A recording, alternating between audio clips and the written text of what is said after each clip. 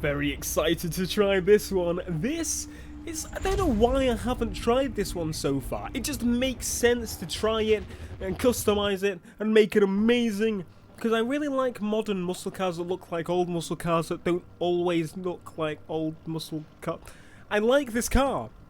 So what we're going to do is put the level 40 kit on and see how she rolls in the Perf spec when we put some wings and carbon bonnets and tinted windows. We can't put tinted windows on it, but Jesus Christ, already it looks monstrous.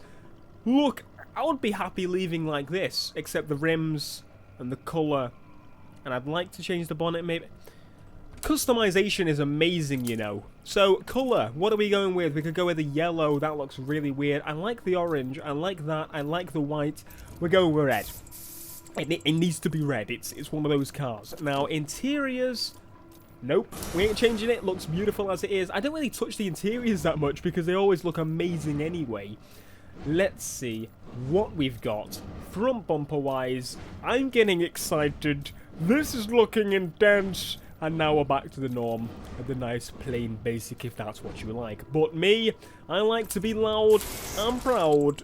Let's go and actually get to the controls so I can actually see that. Yeah, definitely. Rear bumper. I want to keep the normal look. I like the bit of carbon on there, so I want to keep that. What is this? This isn't a car. This is a big spider. I love it. Side skirts, get rid of carbon. Mino likes side skirts to get rid of carbon. Yes. Yes, those rims are freaking nice. I love those. Carbon, we're keeping carbon, because we don't normally do that. And as for the wing, sorry, you're sticking with... I like those wings on muscle cars. They look nice. Now for the hoods, yes. Have we got any better? Have we got any better? We've got carbon. Have we got that in carbon? We've got the top of it carbon. Oh my god, that is the nicest carbon hood I've ever seen on a game. I love how the intake is carbon. We're gonna drive it. Whoa, once again, another unique sounding car. Listen, guys, listen to this, listen to this. That whine, it's not even a whine, it's a scream. It's a screech for help because we're pushing this car to the limit. Well, that's what I hope it is anyway. I hope it's not breaking. I love this car. I know a lot of people aren't really fans of it because of the reason that, well, it doesn't look like a muscle car as much as the old one does and all this kind of stuff, but it honestly looks incredible to me, and there's just something about it, and it is definitely a muscle car. You can tell it's a muscle car. There's another reason you can tell it's an American muscle. It's got huge bloody dials. Jesus Christ, who thought of that? Americans do everything big. They like big things in everything ever. It's American. They do it big. That's how it goes. So the dials, they weren't left out. They're bloody massive. I don't even know what they were thinking. So what do I think of the car handling wise already? Move! Jesus Christ on a bike. So it sounds amazing, looks amazing. Does it handle amazingly?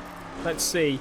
Oh, it feels quite heavy. You have to be kind of in control of the throttle, but it's definitely got it there. Like you've got to learn, but if you don't full throttle it, you can actually get it to co-op. I was praising your car. I was praising you.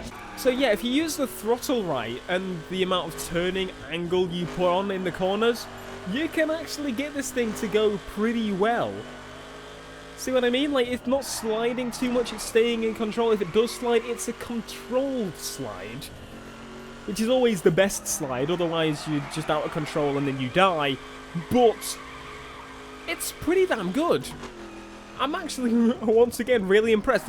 What I'm finding annoying now is I'm now exploring the cars that I wouldn't necessarily pick up first, which I should have, because I don't want to go here. Because these cars are ending up being better than the cars I really much would prefer to go with at the beginning. It's heavy. It's American. It's very fast. It takes corners, unlike a lot of American cars. So, I don't know, it's pretty good actually. I'm quite impressed and quite chuffed with this. Look at it. I think in dirt spec this would be absolutely incredible. I'm not too sure you can get it in dirt spec, so that's a bit of a shame. But there is a way to drift perf, although it's not ideal to me. It doesn't feel right in any way whatsoever. For a lot of people that like to drift perf, I think if you did the tuning right and put, you know, crap tires on, that sort of stuff, this thing would handle pretty damn nice. And I don't want to go off-road again. Wham! You are this road's trying to get me to go off-road. I don't want to go off-road. I want to stay on the road. When I recommend getting this car right now, I don't care what car you're planning to get next. If it's a LaFerrari, don't. Get this. I'm literally saying that. Don't get anything else unless you get in a Skyline. Then you'd want to get a Skyline, because so far the Skyline is just being top of everything, or a Mini in circuit. But it's up there. It's up there. It's one of my favorite cars. Someone was asking in the future if I'll do kind of like my favorite spec cars, or the best kind of cars for each spec. Maybe in the future, my friend. Maybe in the future, because I'm getting close to the end of buying most of the cars that I want to buy now.